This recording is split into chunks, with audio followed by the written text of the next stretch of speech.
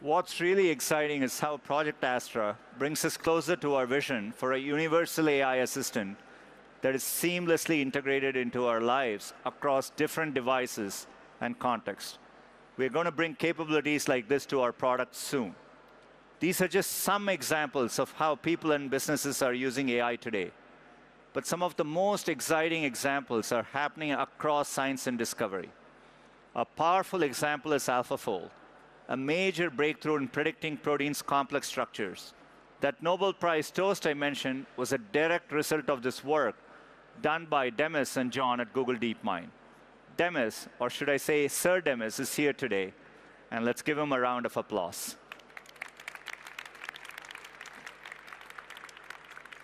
We opened up AlphaFold in 2021 free of charge to the scientific community. Today, more than 2.5 million researchers from over 190 countries are using it to develop new malaria vaccines, cancer treatments, and even plastic-eating enzymes. We estimate AlphaFold has helped to save hundreds of thousands of research years. One company building on AlphaFold is Isomorphic Labs, part of Alphabet. They're using machine learning in the drug design process to improve the success rate of therapies while reducing overall time and cost. And we have partners all over the world using our cloud technologies like Servier here in France. Quantum computing will also help scientists discover new medicines, as well as design more efficient batteries for electric cars and accelerate progress in fusion and new energy alternatives. It's the next big paradigm shift in computing following AI, and we are making good progress. Our latest breakthrough was in December. Our state-of-the-art Willow quantum chip solved a computation in under 5 minutes that would take a classical computer 10 septillion years. That's 1 followed by 25 zeros, longer than the universe has existed several times over. And it did so while reducing errors even as the number of quantum chips increased. AI helped with that, by the way, and will continue making progress on our journey to a fully error-corrected quantum computer. Now let me turn to an example that is very much reality: fully autonomous self-driving cars. After years of scaling the technology, including an early partnership with Renault, recent progress has been absolutely breathtaking. In 2024, Waymo, operating in 4 cities, made over 4 million passenger trips. One of those trips recently brought me and my parents to a park near Golden Gate Bridge in San Francisco. I had obviously taken Waymos before, but watching my father, who's in his 80s, I saw the progress in a whole new light. You can see him there in the front seat, totally amazed. Here's a video that brings the magic to life. There are many other instances of how AI is already benefiting society. One example is expanding information access through languages. When Google Translate first started, the models relied on languages being widely represented on the web. But for most of the world's languages, especially in places like Africa, that wasn't the case. Using AI techniques, we added over 110 new languages to Google Translate last year, spoken by 500 million people around the world. That brings our total to 249 languages, including 60 African languages. More to come. Another huge opportunity space is health. Right here in Paris, we are excited to partner with Institute Curie to combine their world-class research with our cutting-edge AI. Our goal is to improve outcomes for women with a number of rare and deadly cancers, including identifying predictive biomarkers for certain uterine cancers, or better predicting how breast cancer patients will respond to specific therapies. We are honored to work with the Institute Curie on this. In India and Thailand, we are partnering with local organizations to deliver 6 million AI screenings for diabetic retinopathy, a preventable cause of blindness. And we'll do this at no cost to patients. Beyond health, AI is improving how communities respond to natural disasters. Our AI-powered flood-up forecasts now cover more than 100 countries and more than 700 million people, giving local communities a 7-day lead time, even in areas where data is scarce. We're also using AI to map the boundaries of large wildfires and get people accurate information in 27 countries around the world. Over the past year, it reached 30 million people and helped people get to safety during the LA wildfires last month. Our new FireSat technology will give us even better tools.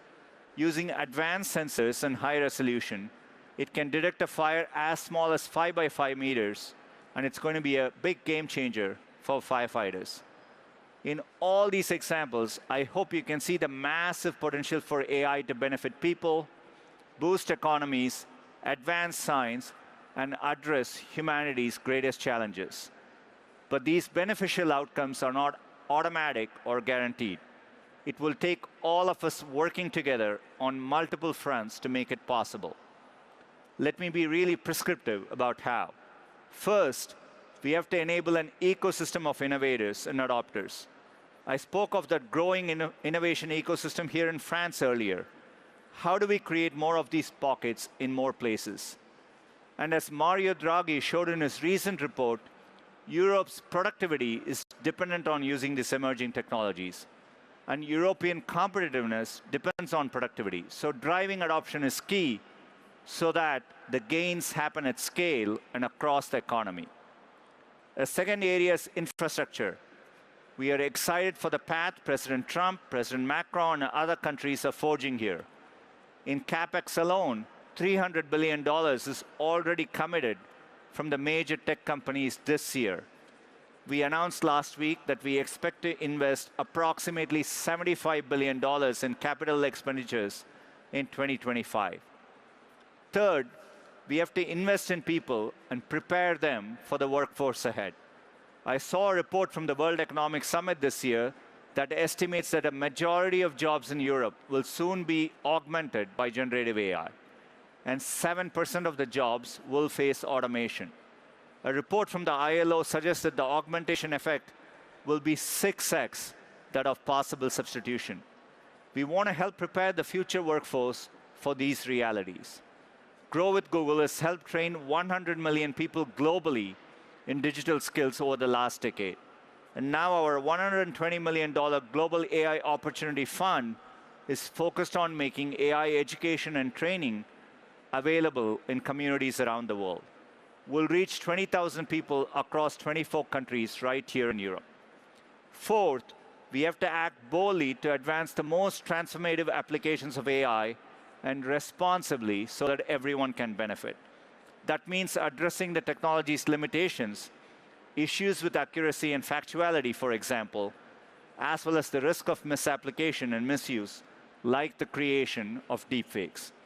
It also presents new complexities, for example, the impact on the future of work, the need for energy, and the digital divide. I think about how fortunate I was to have access to technology, even if it came slowly. Not everyone had that chance. With AI, we have the chance to democratize access from the start, ensure that the digital divide doesn't become an AI divide, and make AI helpful for everyone. Public policy will play an important role in delivering on these 4 areas. Successful policy addresses risks without stemming innovation, progress, and the positive impacts. It draws on existing laws and fills in gaps, rather than creating entirely new laws wholesale. It's aligned across countries. AI can't flourish if there is a fragmented regulatory environment with different rules across different countries and regions. And finally, governments need to take a thoughtful, strategic approach to AI to drive investment in infrastructure, people, and adoption, including by governments themselves. This is an important and historic moment. I think when history looks back, it will see this as the beginning of a golden age of innovation. But these outcomes are not guaranteed. The biggest risk could be missing out. Every generation worries that the new technology will change the lives of the next generation for the worse. Yet, it's almost always the opposite. I grew up doing math using logarithmic tables. I was uncomfortable watching my kids learn math from smartphones. They've turned out just fine. We must not let our own bias for the present get in the way for the future. we have a once-in-a-generation opportunity to improve lives at the scale of AI. Let's do everything to make it possible. To close, we have one more example of how AI is making a difference. Let's roll the video. Hope is a funny thing. If you didn't have any, you wouldn't do any of this. December, I was going to start my dad leave. But unfortunately, life had some other plans, because that's when Max had his first seizure. So we rushed to the hospital. When the genetic test results came back, Max has Alexander disease. Typical life expectancy is 5 to 10 years. There's no treatment, there's no cure, there's nothing we can do. I mean, I love him so much. And doing nothing is not an option. When Gemini came out, the really lovely thing is that it can read PDFs. So it can help me analyze and understand scientific papers that are incredibly dense. I understood that there are some parallels between Alexander disease and Alzheimer's. You realize that suddenly there is a bunch of people out there who work on things that they themselves don't know might be really relevant to Alexander disease. So I asked Gemini, how is this paper on Alzheimer's relevant in this paper about Alexander disease? I literally sent an email to the author on Friday late afternoon. Monday morning I get an email back, and now she is working on Alexander disease. That is mind-blowing to me. At the end of the day, Max is still a hilarious, almost 2-year-old little man who wants to have fun with Dad. So I don't think we're gonna stop. Why would we?